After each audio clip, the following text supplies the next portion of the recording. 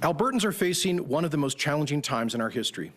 Over the past 4 months, we've been hit hard by the triple threat of the largest public health crisis in a century, the biggest global economic contraction since the 1930s, and an unprecedented collapse in energy prices. And all of that on top of 5 years of tough economic times. But through it all, Albertans have shown what we're made of. We are a resilient people. From the earliest days of the First Nations to the pioneers to generations of hardworking newcomers, our history is one of emerging over adversity. As Alberta country star Brett Kissel, a fifth-generation Alberta rancher, sings, quotes, "Tough times don't last, but tough people do." Just think of how we've come through the COVID-19 pandemic. We've taken the path of personal responsibility, avoiding the kind of wide-scale shutdowns and lockdowns imposed around the world. At the height of the pandemic, 85% of Alberta businesses, representing 96% of our economy, continued to operate safely. And we have safely relaxed public health restrictions more quickly and more broadly than any Canadian province. At the same time, we have amongst the lowest per capita levels of COVID infections, hospitalizations, and deaths in the Western world throughout the pandemic. That is a testament to the culture of personal responsibility and care for others that is hardwired into our province. It's also due to our culture of enterprise, from the brilliant public servants who started stockpiling medical supplies before the world was aware of a pandemic, to lab scientists who planned ahead to deliver the highest per capita level of testing in the world, to the charities and businesses who found innovative ways of helping the vulnerable, to the countless random acts of kindness shown to neighbors and strangers alike. Albertans have risen to the challenge of the pandemic, and we will continue to be careful, especially for those who are most at risk. But now we must extend that same culture of resilience to overcoming the great economic challenge of our time. As I said at the outset, we must protect both lives and livelihoods. We are facing a real effective unemployment rate of perhaps as high as 25%. Far, far too many Albertans are out of work. Families are filled with anxiety about how they'll pay the mortgage and what the future holds. Tens of thousands of businesses are struggling to survive right now, to make the next payroll, to cover the rent. New graduates are wondering if there is a place for them in Alberta's economy. Our future is truly at stake. Alberta's government has acted in unprecedented ways to protect people through the worst of the crisis. We provided some $14 billion in support, more than any other province on a relative basis, including over $500 million for our healthcare system, support for long-term care homes and those who work in them, emergency isolation payments so that sick workers could stay at home, up to $200 million in small business relaunch grants for those businesses that had to close. And let me say that applications for that program went live online an hour ago at Your Alberta. Support for homeless shelters, women's shelters, and food banks. Over $50 million in COVID-related mental health support for those struggling to cope, and that's more than the mental health support from all other provinces combined. 40 million free masks to help contain the spread.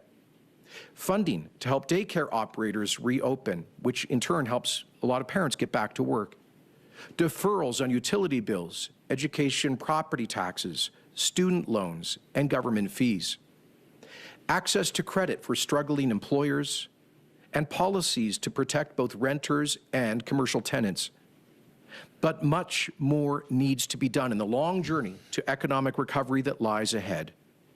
Today, we take a big step forward in that journey with the launch of Alberta's Recovery Plan, a bold, ambitious, long-term strategy to build, to diversify, and to create jobs.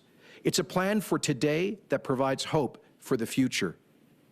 We've developed this plan with input from Alberta's Economic Recovery Council, chaired by one of Canada's most highly regarded economists, Dr. Jack Mintz, and including many of Alberta's prominent leaders in business, labour, and public service, including the Right Honourable Stephen Harper, who successfully led Canada through the global financial crisis.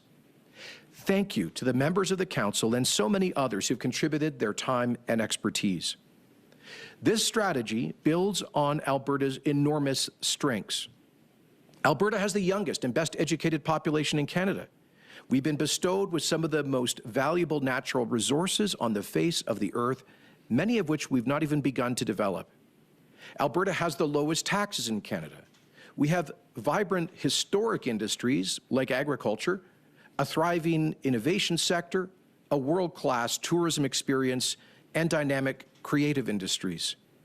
In other words, we are a diversified economy, much more diversified today than we were in decades past. And most importantly, Albertans have an irrepressible entrepreneurial culture. We are by nature builders, dreamers, and doers.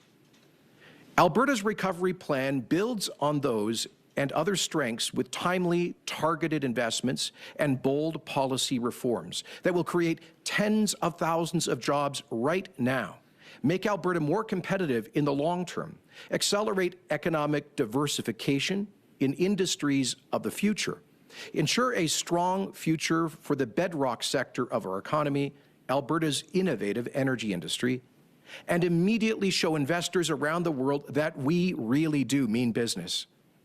It's about building, diversifying, and most importantly, creating jobs.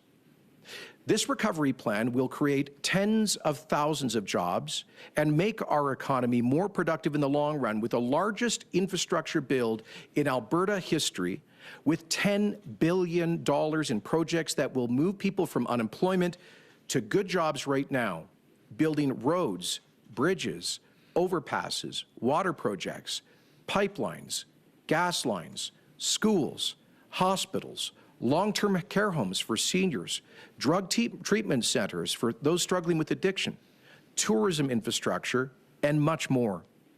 This will spur the creation of, we estimate, 50,000 jobs and other knock-on jobs through subcontractors and suppliers, small businesses, hotels, and restaurants in every corner of the province. This, the largest infrastructure build in Alberta history, and by far the largest in the country on a per capita basis, represents about a 40% increase over what had initially been budgeted in the province's capital plan for this fiscal year. We will immediately accelerate the job creation tax cut to give Alberta by far the most attractive environment for new business investment in Canada and amongst the lowest rates in all of North America, moving the general business tax rate from the current 10% to 8% this week on July the 1st. This will accelerate the creation of an estimated 55,000 jobs, new full-time private sector jobs, and stimulate, we estimate, $13 billion in economic growth. We will launch the Innovation Employment Grant, an exciting new incentive to create high-paying jobs by making Alberta the most attractive place in Canada to invest in the critical technology and innovation sector industries of the future. To support those industries, we will also invest an additional $175 million into the Alberta Enterprise Corporation to expand access to venture capital for early-stage startup companies. We will create Investment Alberta, a new provincial agency that will lead an aggressive worldwide campaign to attract job-creating investment, retooling and expanding our network of international offices while providing concierge service to prospective investors and telling institutional investors the truth about Alberta's environmental responsible energy sector. Of course, we've already been doing that promotion. Just this morning, I was on the phone with major investors in the United Arab Emirates and others about the possibility of massive capital investment in petrochemical diversification here in Alberta. We will create 7,400 jobs by moving forward with construction of the Keystone XL pipeline, thanks to Alberta's $1.5 billion preferred equity investment in this critical project. We will put Albertans first for available jobs by asking the federal government to remove most occupational categories under the Temporary Foreign Worker Program for Alberta, while helping to connect employers to unemployed Albertans making job training programs more responsive, and accelerating the Fairness for Newcomers Action Plan.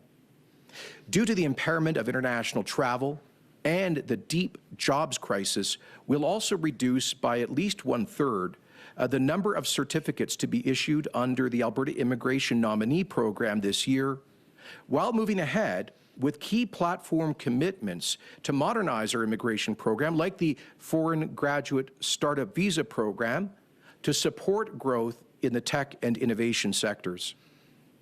We will accelerate the future of the natural gas industry and a retooled program to incentivize potentially tens of billions of dollars of investment in the petrochemical sector, which will add value to our natural resources.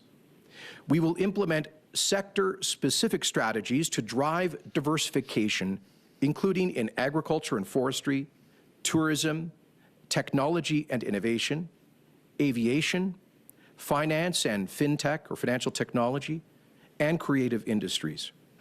Work is well advanced on each of these sector strategies, and they will be released in the weeks and months to come.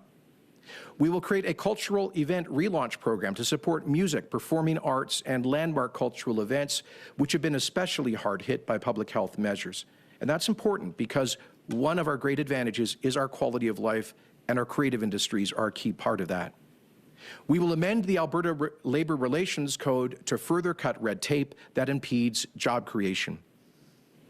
These and many other measures will complement dozens of pro-growth policies already being implemented as part of the province's blueprint for jobs. That includes the Red Tape Reduction Initiative. There will be an update later in the summer, but we've made great progress towards our goal of a 1/3 reduction in the number of job-killing regulatory requirements imposed by Alberta's government, and to speed up approval so that we become the freest and fastest moving economy in North America. And it also includes the Skills for Jobs plan to promote apprenticeships and experiential learning and to make sure that Albertans are ready to seize the jobs of the future. Alberta's recovery plan is a work in progress. Details of each policy initiative will be released in the days and weeks to come. But given the severity of the economic crisis, we must act now. The plan offers clear direction as government continues to consult Albertans and finalize policy work in some areas, like the sectoral growth strategies. Altogether, this plan represents a bold statement of confidence in the future of Alberta. It is based on common sense, not ideology. It balances targeted government spending in areas like job-creating infrastructure with strong incentives for private sector growth, like the accelerated job creation tax cut and the expanded red tape reduction initiative. It takes immediate short-term action to create jobs while preparing us for the long-term future. It ensures a future for our largest industry, oil and gas, while boosting diversification in key growth sectors like tech and innovation through the new Innovation Employment Grant and the Alberta Enterprise Corporation.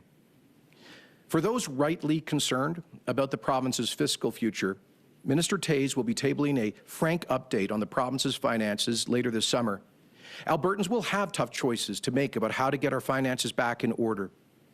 But right now, in the face of the deepest job crisis in nearly a century, we must prudently leverage the province's balance sheet to build, to diversify, and to create jobs.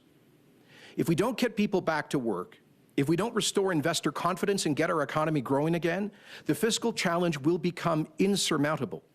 Jobs and the economy must come first. Under Alberta's recovery plan, jobs and the economy do come first. Our plan will mean job creation now, starting this week, and it will put Alberta on a plan for a generation of growth.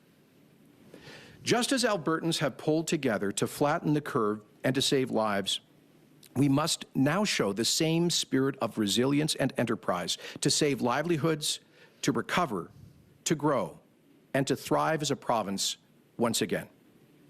And with that, Travis.